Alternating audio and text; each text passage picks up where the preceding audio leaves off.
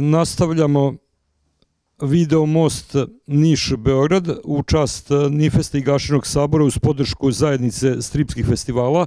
Imam veliko jedno posebno zadovoljstvo koje se retko dešava u stripnom svetu, a to je da neuhvatljive ljude, doajene, velike majstore srpskog stripa koji se retko viđaju na festivalima, mogu da pozdravim u ovoj našoj kući.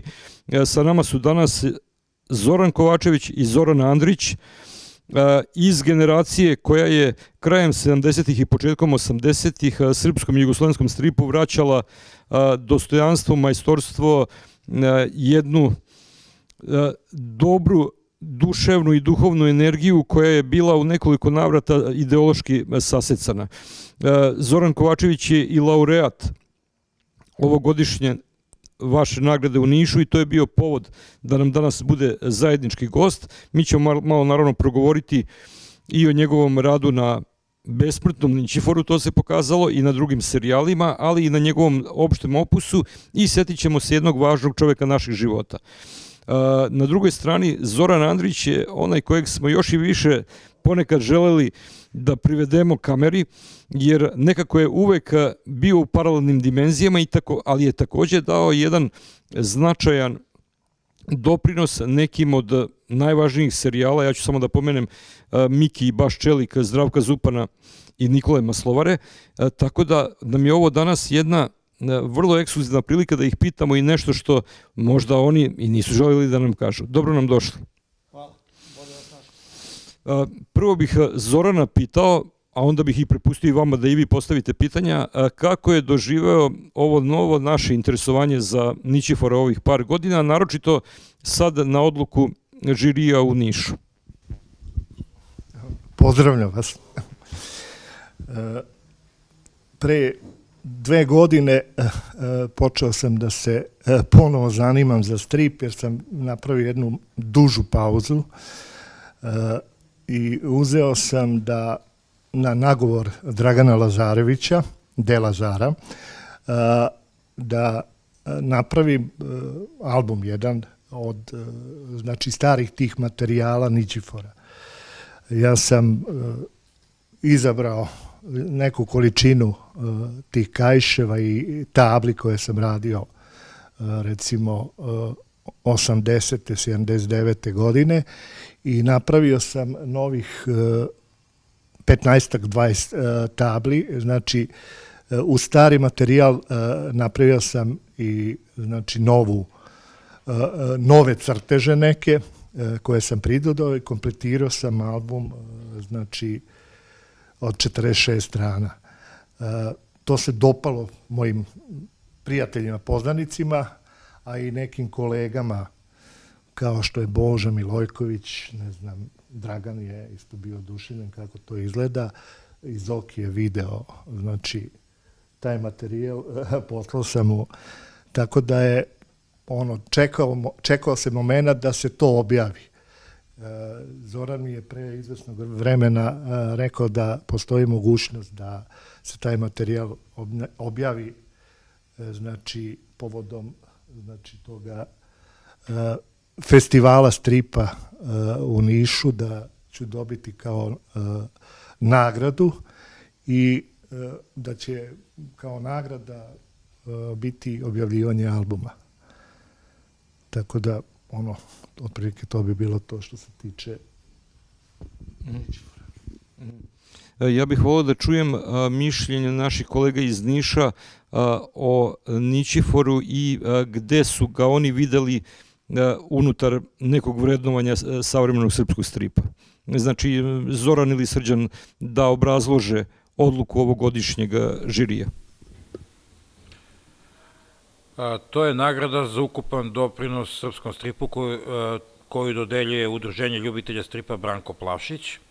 I tu ljudi koji o tome odlučuju vode računa o istorijskom značaju određenog stripa ili određenog strip serijala koji se pojavljivao, o tome koliki je značaj određenog autora u istorijskom smislu, u stripsko-istorijskom smislu, ali sa druge strane se vodi računa i o tome kakav je kvalitet njegovog rada, odnosno kakav je sveukupan doprinos našem stripu.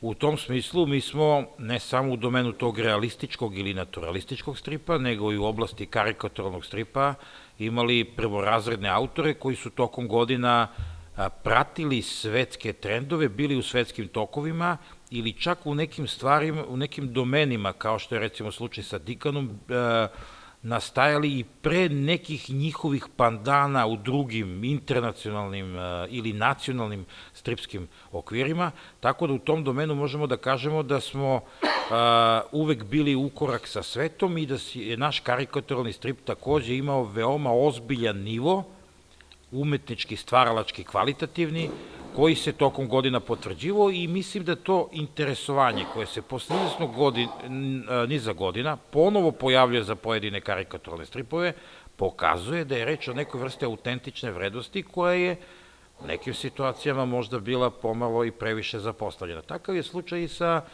karikaturalnim stripom Zorana Kovačevića, sa Ničiforom, koji je uvek bio intrigantan i mi smo ga pratili ovde kod nas i čitali u stripskim revijama na onaj način na koji su, recimo, ne znam, Amerikanci čitali Hogara Strašnog ili neki drugi predstavnici nekih drugih naroda čitali njihove karikaturalne stripove. To je dakle bio karikaturalni strip koji je donosio neku vrstu olakšanja posle sve sile tih avanturističkih, akcionih i svih drugih stripova koji su objavljivani. Vi onda pročitate i Ničifora koji vas na neki način razgali i skrene vam pažnju na neke humorističke aspekte života, na neki način nekakvim vicevima, anegdotama, karakterističnim humorističkim preokretima i sa jednim veoma zanimljivim stripskim stilom koji podrazumeva onako jedan pristup, dakle, sa strane koji nije frontalni, gde su likovi na neki način deluju skoro pa dvodimenzionalno, ali sa druge strane u jednoj veoma dinamičnoj, zanimljivoj, koloristički interesantnoj formi, koja je pokazala da Zoran Kovačević ima autentičan stil kojeg se na gotovo gvozden način držao tokom svoje karijere, odnosno u vreme kada je objavljivao Ničifora, i mislim da je to u ostalom i bio jedan od podsticaja da se setimo njegovog stvaralaštva, da ga ponovo objavimo i da učestvujemo svi zajednički u revrednovanju, odnosno ponovnom skretanju pažnje na značaj Zorana Kovačevića za istoriju našeg ne samo karikaturalnog, nego i stripa uopšte. Drugim rečima, naš zadatak i treba da bude da otkrivamo autore koji su bili potpuno zapostavljeni, da ponovo skrećemo pažnju na autore o kojima se u nekom trenutku govorilo, ali koji su nekako ostajali na marginama ili nisu uvek bili u fokusu pažnje. I treća stvar je da ponovo objavljujemo klasike koji su nesumnjivo bili priznati sve vreme i koji su sve vreme bili cenjeni na način kako to i priliči. U tom smislu Zoran Kovačević je živi klasik i nama je drago što će se pojaviti to izdanje i što će biti propraćeno odgovarajućim pratećim tekstovima, dakle svom neophodnom vanstripskom literaturom koja zapravo doprinosi da se taj strip sagleda u jednom mnogo kompleksnim i ozbiljnim svetlu. Ako bi Zoran možda još hteo nešto da kaže, dakle, mi smo pošli od toga, uvek su nesigurni budžeti kada su u pitanju stripski festivali. Mi u okviru Niškog kulturnog centra imamo neku kakvu takvu sigurnu poziciju. Što se tiče udruženja Branko Plavšić, ljudi se dovijaju kao i sva druga udruženja i snalaze se, rade nešto samostalno, nešto zajednički u saradnji sa ustanovama, drugim udruženjima i slično.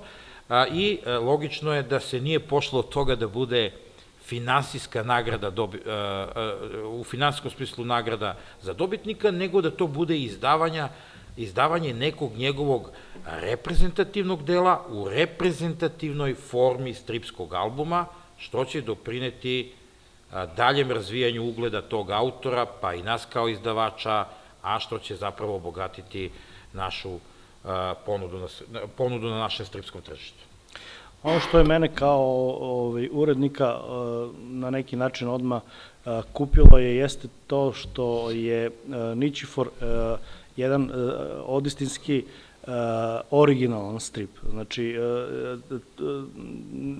bukvalno je to nešto što i u svetskim okvirima je neuporedivo. Znači, sama ta originalnost, s druge strane, činjenica da Zoran Kovačević, koji jedno vreme se povukao sa te strip scene i u neku ruku već ljudi i ne pamte ona dva, onaj žuti, onaj plavi album Ničifora, znači to samo ovi kao malo matori, kolekcionari i ljubitelji stripa pamte. Prava je prilika da se sam strip u jednom novom ruhu pojavi, znači da dobije one tvrde korice, da bude u boji na ćirilici i tako dalje i tako dalje. To je za mene bio jedan pravi izazov i mislim da je pravo vreme da ova nagrada, i mislim da je sasvim zaslužena, dođe u prave ruke. Zato je bio pravi izbor Zorana Kovačevića i Ničifora. Mislim da će to u svakom slučaju biti jedan iskorak i da će i nama kao udruženju, a i samom autoru biti na čast da se pohvali jednim reprezentativnim strip albumom. Eto, toliko, ne bih da dužim. A nadamo se da će primopredaja biti možda već na sledećem festivalu, a opet se nadamo da će taj sledeći festival, 8. izdanje Nifesta, biti u redovnom terminu krajem maja i da će epidemiološke okolnosti tada biti znatno bolje nego što su sada. Ja bih dodao da ste obojica manje ili više tačno preneli osjećaj koji ja delim i očigledno cela naša generacija. Ja sam pre neki dan razmišljao i shvatio sam da mi u stvari Zorana Kovačevića čitamo skoro čitav život. I da je u stvari gde god je on objavljivao, ti njegovi stripovi su bili nezaobilazno štivo, čak i kad su bili u prisustvu realno mega hitova koje je recimo tad radio Kerac ili par drugih autora. Očigledno da su ti stripovi dobro ostarili i da i danas ja kad se susretnem sa Mir među životinjama, sa TV mrežom DDT ili nekim epizodama Toma i Jerrya, mi vidimo da je to jedan izuzetno ujednačen, inteligentan, duhovit, razgaljujući opus, koji nema problema da komunicira i sada sa bilo kojom generacijom, uključujući i najmlađe tinejdžere. I zato jedva čekam taj maj ili već kad bude da vidimo kako novo doba reaguje na ono što smo mi smatrali kao nezaobilazan deo naše svakodnevice. Međutim, Zoran je neuporedivo kompleksniji i uticajniji autor i van stripa, tu mislim na primenjenu umetnost, mislim na štiva za najmlađe, mislim na slikovnice, mislim na grafički dizajn, karikature, ilustracije. I ja bih volao sad, kad nam je već tu pod rukom, da ne kažem pod šapom, da nam on malo po prvi put predstavi i šta je to sve drugo bogato šta je radio, a i ko su bili njegovi stripski učitelji, što je takođe izuzetno bitno. Jer u srpskom stripu postoji nekih 150 godina direktnog predanjskog odnosa, gde mlađi direktno i uživo dobijaju od starijih ono šta je veliko nasleđe i naše popularne kulture i naše kulture uopšte. Tako da, Zorane, molim te da nam odgovoriš.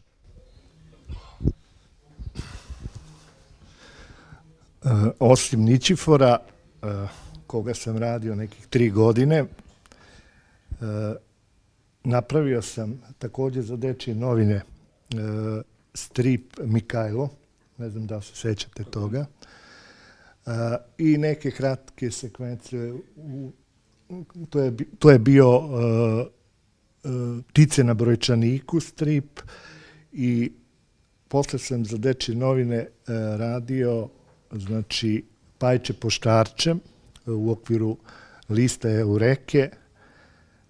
Radio sam, znači, te 81. godine, počeo sam saradnjom sa Politikinim zabavnikom, prvo na ilustracijama, a onda sam na njihov zahtev napravio i 2 stripa. Jedan od njih se zvao Mir među životinjama, drugi je bio Mušice.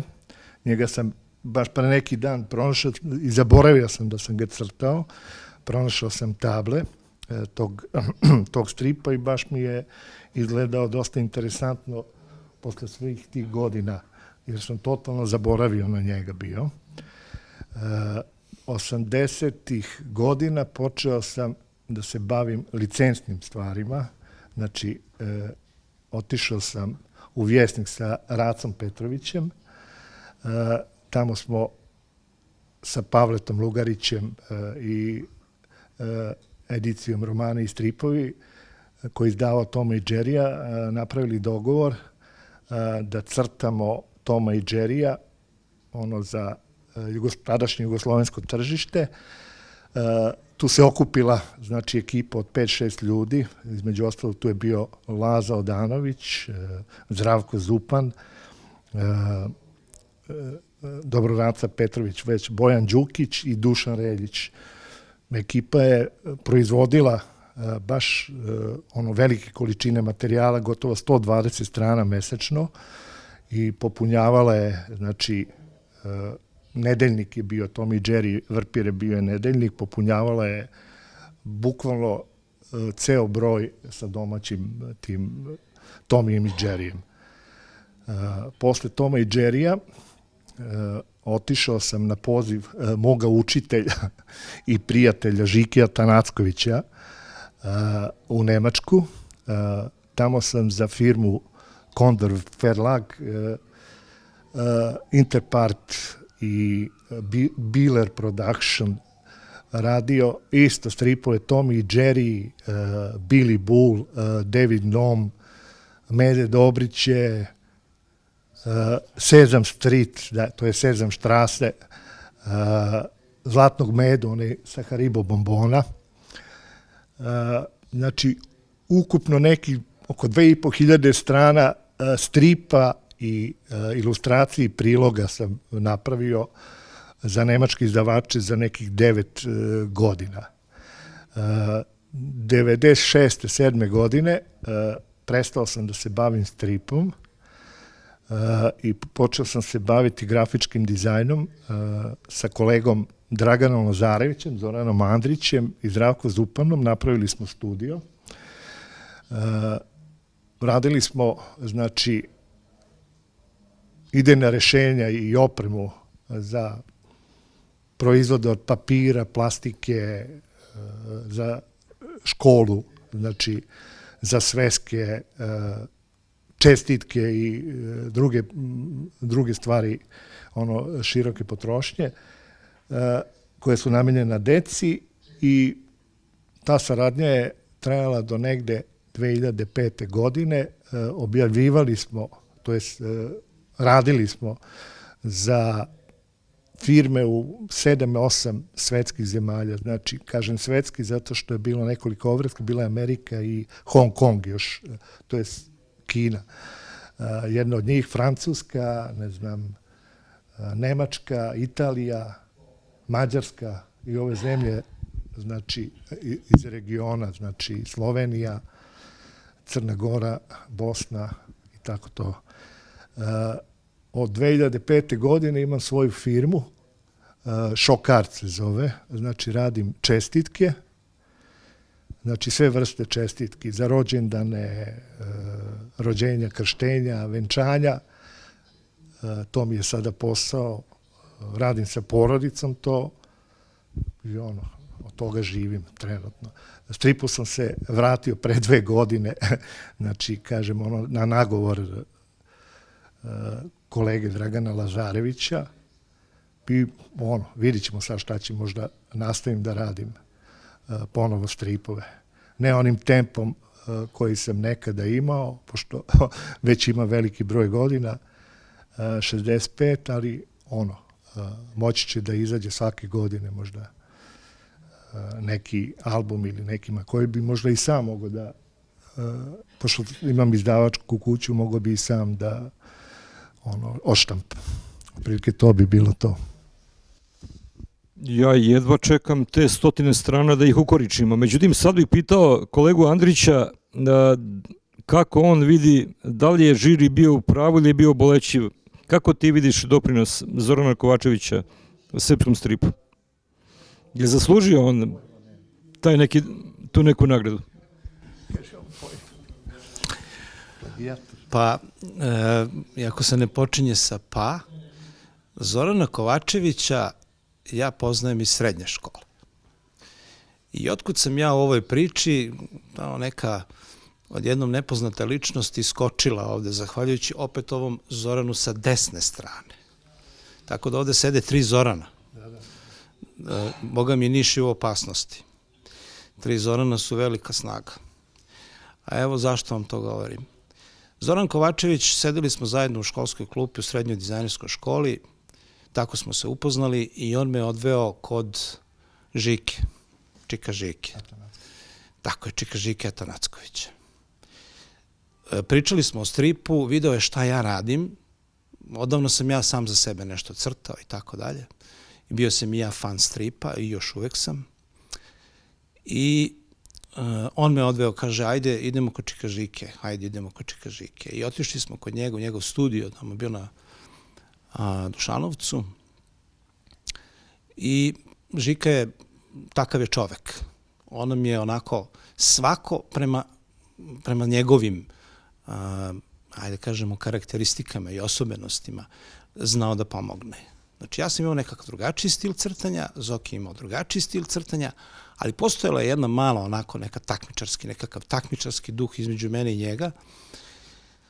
Ja sam imao nekako onu Bernard Price liniju, on je više volio to drugačije, nekakvu šarfuru i tu smo se stalno nešto, ajde kažemo ovako, u tom kreativnom delu smo se nekako takmičili. Ali, kad nam je Žika ponudio posao, kaže, ajde vi prvo da crtate nešto za Tik-tak beše ili tako nešto, se već više sad tako nešto je bilo. To je već bio nekakav ozbiljna stvar. Naravno da smo bežali iz škole, to je sigurno, to je normalna stvar, nismo bežali zato da bi otišli ne znam ni ja gde, nego smo išli kod Čika Žike da učimo da crtamo. I to su bila divna vremena, zaista. I onda smo naravno bili presrećni kada smo pogledali sve svoje crteže, koje možda negde čuvam, ko zna negde, ne smijem da ih pogledam koliko su odvratni. Ali nema veze, to su bili ti prvi neki koraci tog objavljivanja, tog slatkog osjećanja da se nešto objavi. I tako smo nastavili saradnju i da ne bih dužio previše ovu priču, ja Zorana, Zoki, on mene zove Andra, ja njega zovem kume, zato što jesmo kumovi u pravom životu, ali smo se tako zvali u srednjoj školi, prosto smo se tako zvali. Pa smo to na kraju i ostvarili. Ja sam bio prisutan svakom njegovom, skoro to kažem, svakom njegovom nastajanju, bilo koje ideje. Ako je kum želeo s nekim da se čuje i da se posavetuje i da napravimo nekakav briefing, da napravimo bilo kakvu priču oko nečega, on je zvao mene. Onda smo seli, pa smo to, ko zna, i noćima, i potpuno nevažno, pričali o tome kako nešto treba da izgleda. Mnogo stvari je tako nastalo, nisu sve naravno, ali ja se sećam Nićifora. On je rekao, kume, ja ću da napravim nešto sasvim novo. Ja se sećam toga kao juče. Nije to bilo ni u kakvom studiju, to je bilo u jednom ćošku dnevne sobe. Tamo ne bi bio radni prostor, kasnije smo prešli u garažu. Prvo smo morali naravno da je sredimo. To smo i zajedno uradili. I onda je on meni pričao o toj ideji Nićifora. Šta je to trebalo da bude? Bio je fasciniran naravno i onim kanadskim strip crtačima i tom nekom novom, ajde da kažemo, nekom novom tom. Do sada smo radili, pa ne samo, radili smo i, mislim, ajde da kažemo, ozbiljan strip. Radili smo klasičan strip, ali sad ovo je bio karikaturalni strip. To je bilo onako dosta ozbiljna priča, ozbiljan preokret u celoj stvari. I pričali smo o tim junacima, ko je Nićifor i zašto baš Nićifor. I tu su se rađale razne ideje. Mislim da sam ja nešto dao valjda naziv onome Krnčufu, valjda veš, tako bilo, jeste. Zato što smo pričali viceve. Sve viceve koje smo znali, mi smo pričali, to je sve ušlo u Nićifora. I kasnije se razvijalo.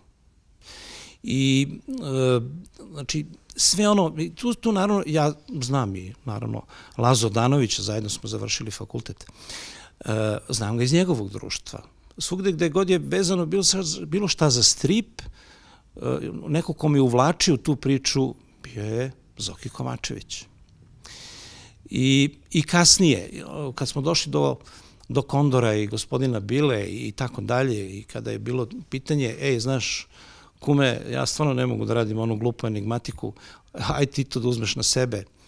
nemam ja za to živaca. Ti si čovek precizan, ti znaš to da radiš, ti si tehnički to odlično barataš, tada onim nekim rice federima, rapidografima, lenjirima i ostalim stvarima, ti to bolje radiš od mene, ajde ti to da radiš. Tako smo to radili zajedno, u svaku svom delu. On je radio taj stripski deo, zajedno smo radili, ja uradim neku tu neku krštenicu, neki lavirint, nešto. To se sve naravno ukrasi, zajedno smo to pakovali, slali.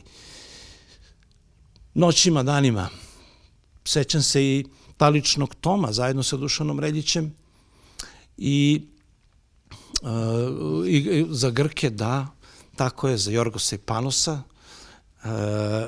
Kako je došlo do toga? Znači, interesantna je i ta priča. To su bili dani i noći u nekoj garaži, bile su to neke one ružne 90-te.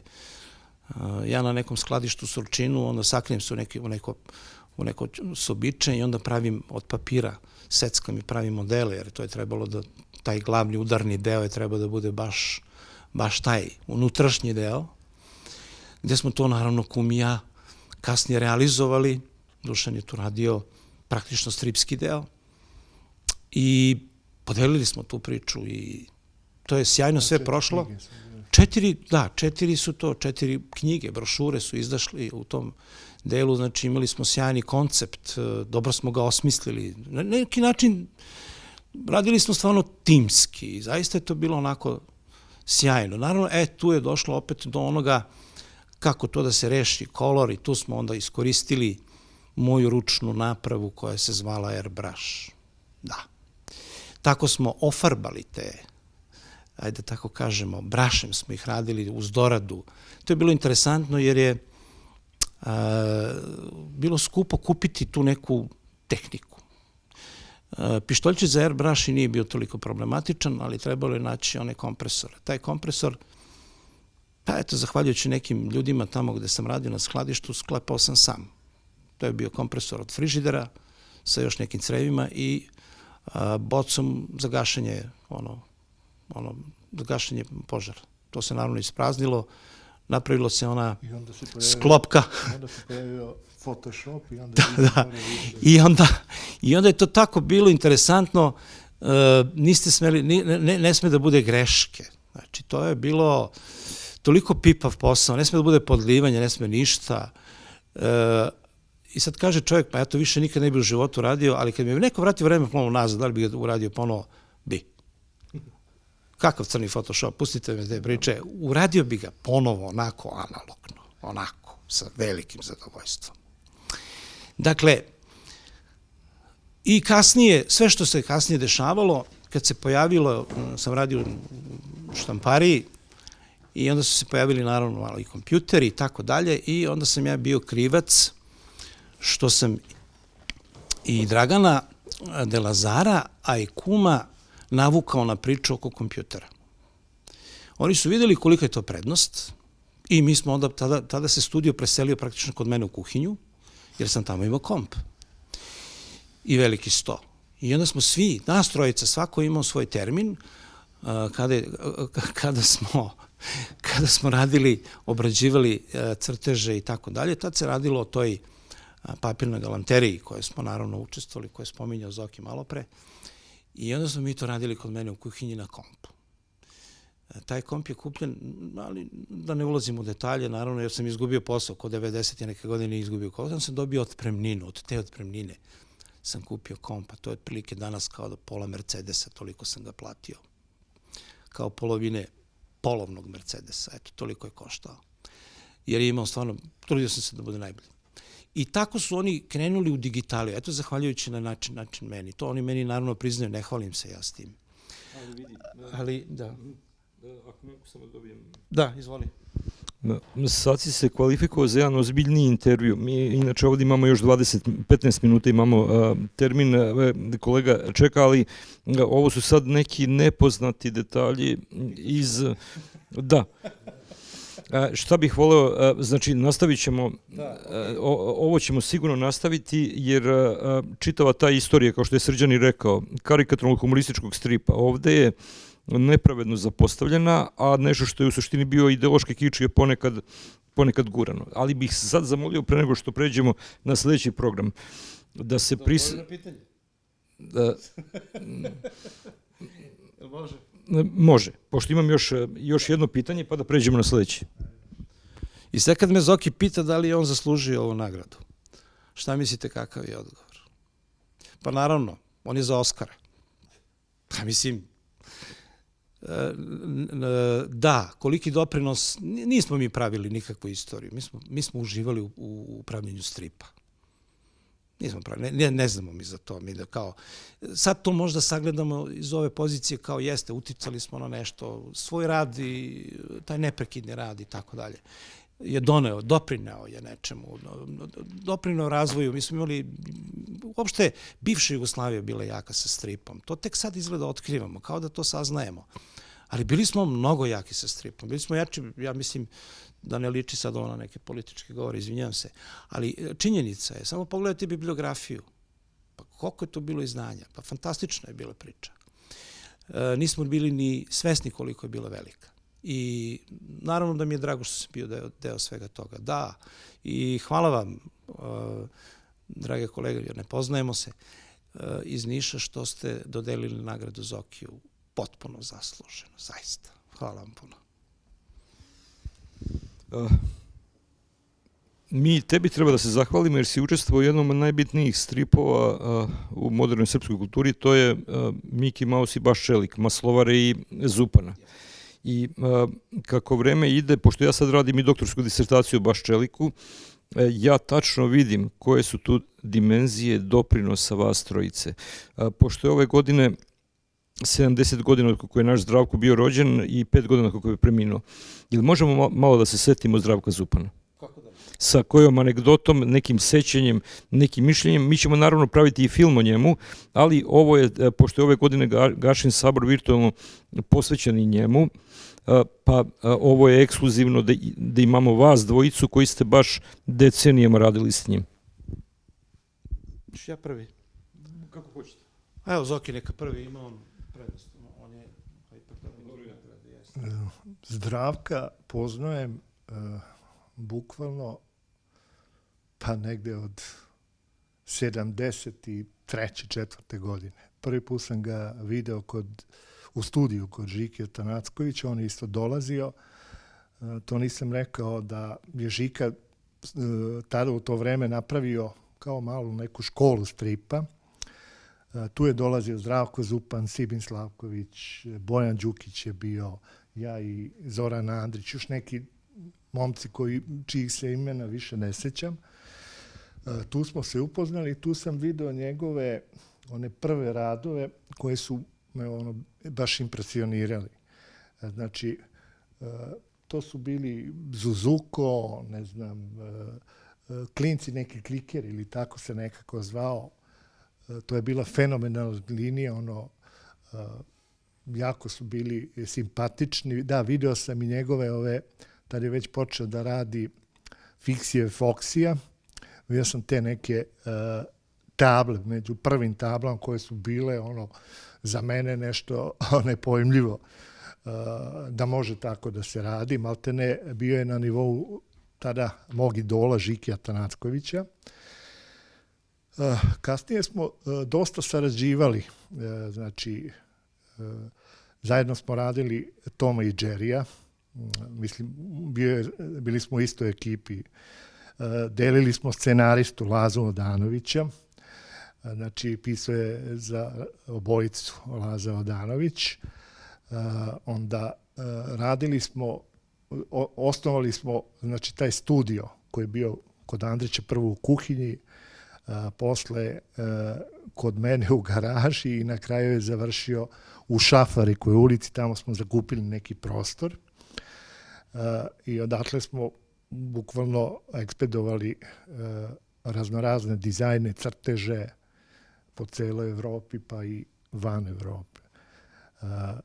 Zdravko je bio izvanredan crtač, uvijek sam se divio njegove liniji.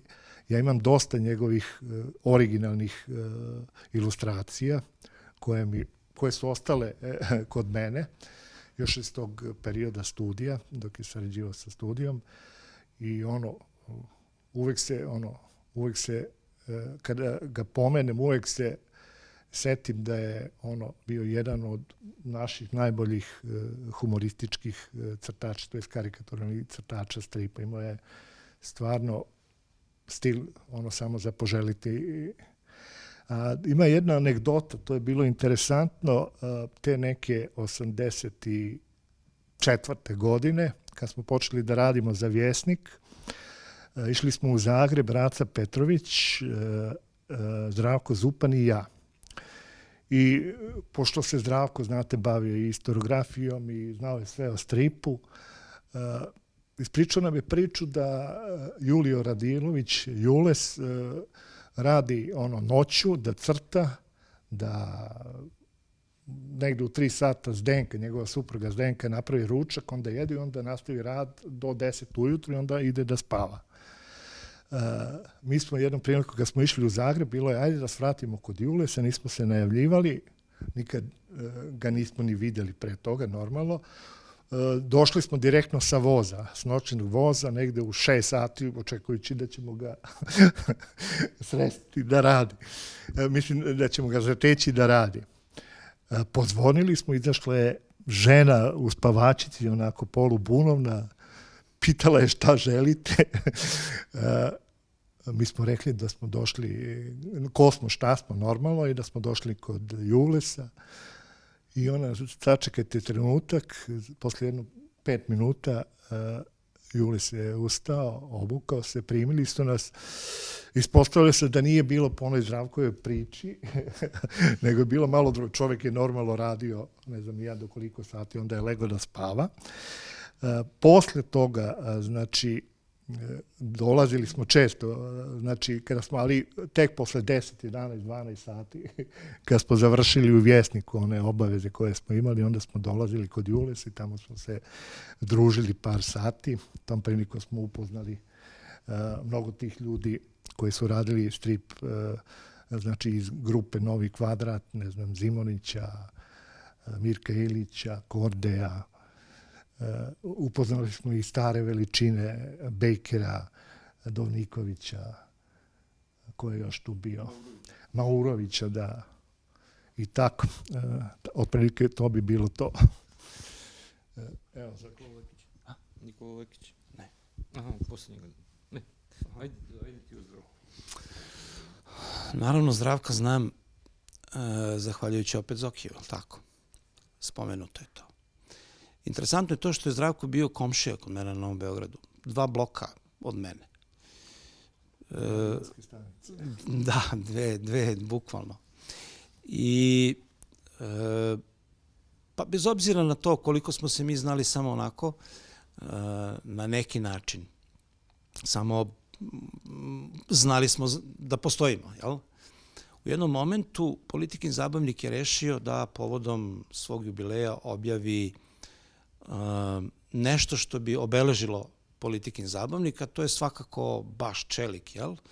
I ta neka godišnjica koja je trebala da bude, dešavala se 90. godina i nekako, naravno, da se za to priču angažovao Zdravko Zupan. Zefirino Grasi. Jeste. I sad, šta je tu bio problem u stvari? Kako je došlo to do mene? Pa Zefirino je jednostavno rečeno hteo da to uradi na modern način. Rekao je, ma ne interesuje, super što vi to kolorišete ovako ručno, sve je to divno, krasno, ali neću ja tako, ja hoću to da liči na kompjuterski kolorisano. Moram da vas podsjetim da tih 90. godina takav način kolorisanja uopšte nije bio tako rasprostranjen u svetu. Mislim, da smo imali internet u to vreme, znali bi da je to tako, međutim nismo znali. Mislili smo, pa to se valjda tako radi. I mene je Zdravko odveo kod Grasija i rekao je kao, predstavio me kao, ovaj čovjek može da to uradi. I sad mi smo pričali, ja sam rekao, pa ja mislim da može. Dobro. Znači, trebalo je napraviti, ajde da kažemo, probu i ja sam to onako prihvatio vrlo hrabro I Zdravko, kad smo izlazili od Grasije, pita mene, Andro, jesi ti siguran da to može? Rekao, znaš šta, ne znam dok ne probam. Pa čekaj, rekli smo nešto, rekao, znaš šta, napravit ćemo ga kako god. Ali na kraju rekao, moram prvo da probam. I da ne bi ulazio u tehničke detalje, to su bili ipak neke kraj 90. godina, nije to bilo tako jednostavno kao što je na prvi pogled izgledalo, ali isterali smo to vrlo uspešno. A možda nekom drugom prilikom, pošto sad vidim da nam vreme polako curi, možda će me Zoki jedan put pitati sa malo više detalja, pa eto, saznaćete kako je nastao taj, ajde tako kažemo, malo drugačiji strip i malo drugačiji pristup na samom početku.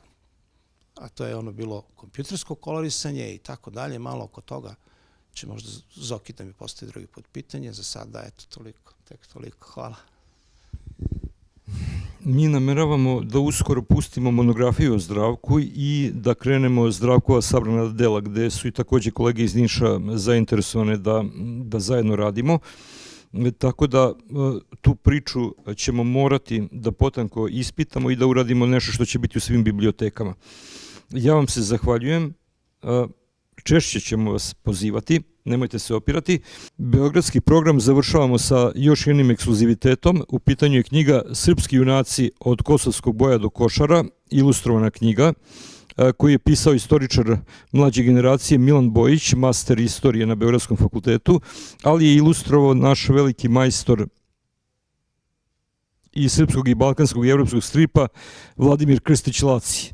I oni koji su imali prekjuče prilike da vide u novostima ili na portalu onaj veliki tekst, to je negde oko sveukupno skoro 500.000 ljudi, videli su da jedna neobičajna knjiga se pojavila na našem tržištu za mlađe, knjiga koja s jedne strane onako istoričarski hrabro određene mitove odbacuje i ne želi da ih shvata kao istinu, ali sa druge strane je proverila one mitove koji su se pokazali kao realni i utemeljeni u istorijskoj stvarnosti, što je velika stvar jer svaka značajnija i jača kultura mora jednom u generaciji da proveri koliko je uopšte istinita, da se pogleda u ogledalo i da ne dozvoli sebi da mit postane mitomanija. I u tom smislu imao sam određeno uzbuđenje, prvo zbog tog jednog veoma skrupuloznog i hrabrog pristupa i drugo zbog briljantne dovršenosti kakva se samo mogla očekivati i od jednog Lacija i od kuće Dobrodetelj, čiji je urednik Aco Miljović i koja nam sad daje onako moralno neophodne i estetski ispunjavajuće produkte za našu omladinu. Dobro nam došli. Hvala puno na ovakvoj najavi, bolje vas našli. Kao što već znate, ja sam Milan Bojić, autor, da kažem, tekstualnog dela ove knjige, na kojoj je radio, da kažem, tim ljudi. Ideja i koncept i od našeg urednika i osnivača izdavačke kuće Dobrodetelj bila Aleksandra Miljević. Prosto to je, da kažem, bila njegova ideja. Što se tiče tog dela ilustracija, prosto pretpostavljam da vi svi jako dobro znate Lacija, prosto on kao sjajan i vrsan ilustrator i ne radi toliko za naše tržište, ali prosto nekako njemu je se svidjela ideja i koncept kada smo mu mi, to je Aca kada mu je izložio sve šta mi radimo i on je prihvatio da uradi ilustracije za ovu knjigu, a prosto na naslovnoj strani može da se vidi, zaista se potrudio i zaista ilustracije su fenomenalno, da kažem, urađene. Također Dragan Lazarević de Lazare je dosta da kažem bio nam podrška sve ovo vreme, preko njega smo i došli do Lacija, tako da i on ima jako velike zasluge za ovu knjigu. Što se same knjige tiče, prosto nekako mi smo imali ideju to prosto da izložimo naše junake, bar one najveće ili one koji su među najvećim, na jednom mjestu. Prosto to smo vidjeli kako se to radi u svetu, a kod nas zapravo bojim se da nema slična knjiga. Ima prosto dosta knjiga o junacima koje su tako napisane više stilom za odrasle, a sa druge strane Sad, ta njihova junaštva su jako diskutabilna, da li su se desila, jesu, nisu. Onda smo mi prosto rešili da istražimo. Ja sam taj moj istoričarski deo posla radio nekoliko meseci. Po epohama sam istraživao junake, kada smo istražili te njihove podvige, onda smo odlučivali koje junake da stavimo u ovu knjigu. Prosto trudili smo se da među junacima obuhvatimo, da kažem, naš narod u Crnoj Gori, pa smo tu stavili Marka Miljanova, a naš narod u Republici Srpskoj, pa smo stavili Boška Perića Pešu, koji je junak, da kažem, najnovih ratova. Takođe, obuhvatili smo i žene ovom knjigom. Milunka Savić, koja je zaista neopisiva heroina kako u ratu, tako i u miru, je našla svoje mesto u ovoj knjizi. Takođe, kada smo mi završili taj, da kažem, istoričarski deo posla, za mene je nastupio najteži deo posla. S obzirom da ja pišem, ali nisam ranije pisao za decu. Onda smo, pošto sam više puta bio u Rusiji, pa sam nabavljao ruske knjige za decu i te knjige smo prevodili i prosto gledali način pisanja, stil pisanja, kako oni pišu za decu. Takođe, jedna sjajna italijanska knjiga o junacima nam je poslužila kao knjiga uzor, a dok su te brojne ruske knjige kao knjige modeli. I mi smo tu videli da je za decu jako bitno da se piše, da tekstovi budu kratki, da budu puni akcija, da počne nekom, prva rečenica počne nekom akcijom, da počne nekim dešavanjem, nekim događajem, da to bude prosto onako hollywoodski, filmski urađeno. Zato, kažem, te istinite priče su romansirane i prilagođene kako bi bile pitke deci u eri tehnologije i telefona, kompjutera, prosto u eri u kojoj živimo. Morali smo, da kažem, da budemo jako konkurentni, a da kažem, tu je veliki doprinos dao Laci sa ovako sjajnim ilustracijama. Knjiga se sastoji iz dva dela. Jedan deo je taj akcioni, ti podvizi, ta junaštva koje su radili prosto ti naši preci o kojima smo pisali našoj djeci, a drugi deo je malo dosadniji za decu, a samim tim i kraći, istorijsko-biografski o junacima. Tako da, završit ću sa tim uvodnim delom, kako sam napisao, cilj izdavačke kuće Dobrodetelj.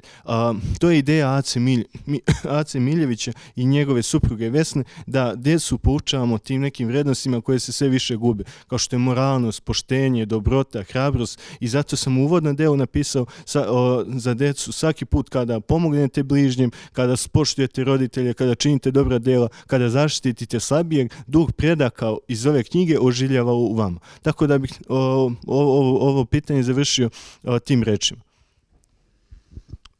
Ja moram da kažem da i kao istraživač i kao umetnik smatram da je najvažniji zadatak svih ljudi koji se bave kulturom, to je da vrate etički, moralni i energetski koncept junaštva. I za muškarce, i za žene, i za male, i za velike, da mi se suočimo i sa ličnim odgovornostima i sa odgovornošću za čovečanstvo koje ulazi u jedan period gde mi iz sata u sat možemo prisustovati čudima koja nikad nisu bila viđena. I u tome leži neprocenjiva vrednost ovakvih projekata. Oni nas čine boljim ljudima, deci koja instinktivno čuvaju čistotu, etičku čistotu detinjstva je ponekad čak i manje ta pouka potrebna, njima je potreban model. Nama, matorima, je potrebno da se vratimo sami sebi i onom dobu kad smo, recimo, čitali Dikana, Zagora, Bleka, Princa Valijanta, i kad smo se prepoznavali u vrednostima njihovih života i hteli da budemo takvi. Ovo vreme zahteva junake i moramo se ponovo početi da se ponašamo tako da bi nas mlađi poštovali, a stariji razumeli. Imamo li pitanje iz Niša? Ja bih jednu konstataciju u vezi s ovim što si pomenuo. Rekao bih da se mnogi umetnici često suočavaju sa zabludama naturalizma. Znači, insistiraju na neke vrsti naturalističnosti stilskog izraza i pokušavaju da tu naturalističnost u stilu prenesu i na teren sadržine i smatraju da život treba prikazivati u najrealnijem smislu sa tim nekim detaljima koji su u nekadašnjoj umetnosti ili u nekim oblicima umetnosti bili preskakani ili se jednostavno umetnici njima nisu bavili zato što su smatrali poput Alfreda Hitchcocka kada je govorio o filmovima, da je film zapravo život satkan od bitnih, krucijalnih, fundamentalnih detalja, a ne od svakog bogovetnog momenta našeg života.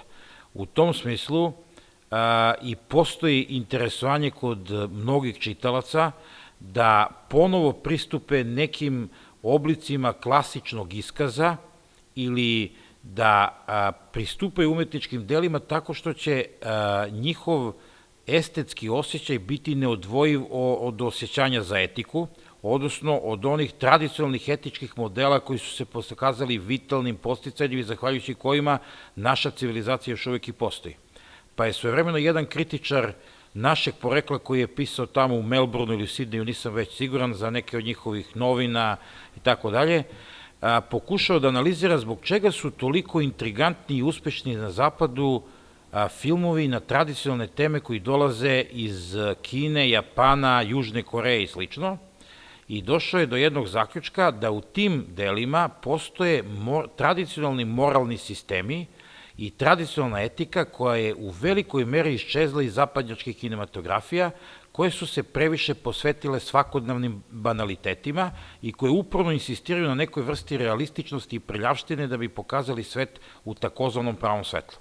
Dakle, ta plemenitost i ta etika i vezivanje za te tradicionalne modele koji postoje u dalekoistočnim kinematografijama pokazuju se veoma vitalnim i otud enorman uspeh pojedinih filmova koji doživljavaju izuzetne uspehe među zapadnim gledalcima. Dakle, zapadnjaci savremeni vide u tim filmovima nešto što je iščezlo iz njihovih matičnih kinematografija i što njima nedostaje, pa zbog toga mnogi od nas i tako vole da se često vrate klasičnom westernu, klasičnim istorijskim filmovima ili nekim klasičnim i tradicionalnim piscima, zato što tamo kao da razotkrivaju nekakve izgubljene rajske svetove koji više u stvarnosti ne postoje, jer se uporno forsiraju drugačiji modeli. Zato je ovakva vrsta pristupa našim srednjovekovnim ili novovekovnim junacima od izuzetnog značaja, jer kao što si sam rekao, na taj način ćemo ponovo probuditi ono što postoji u našem kolektivno nesvesnom, od čega mi ne možemo da pobegnemo, jer je tu reč o arhetipovima, što rekoše neki kad su sve pokušali da definišu neke žanrove, kaže ono što su za nekoga stereotipovi, za drugog su arhetipovi. Poenta je samo u umetničkom starocu, da li će on umeti da oživi arhetipove na pravi način, da to bude vredno i autentično umetničko delo, ili će pristupiti žanrovskim konvencijama na banalan način, pa će na kraju nekome ko to percipira delovati da su u pitanju najobičniji stereotipi. Dakle, u tom smislu ovakvi poduhvati su od nemerljivog značaja i nama je posebno drago što je i Vladimir Krstić-Laci u tome učestvovao kao jedan izuzetan majstor koji je pokazao sposobnost, kao i svi veliki stripski majstori, da u ilustracijama uspe da uhvati karakter junaka i da u tim nekim kratkim sekvencama može da ispriča mnogo više nego neki koji crtaju čitave i čitave stripove.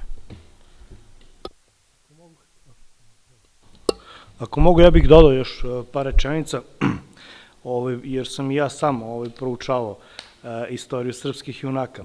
Tako da se meni nekako sama ta istorija o srpskom junaštvu svela na da je najveći srpski junak zapravo onaj neznani junak.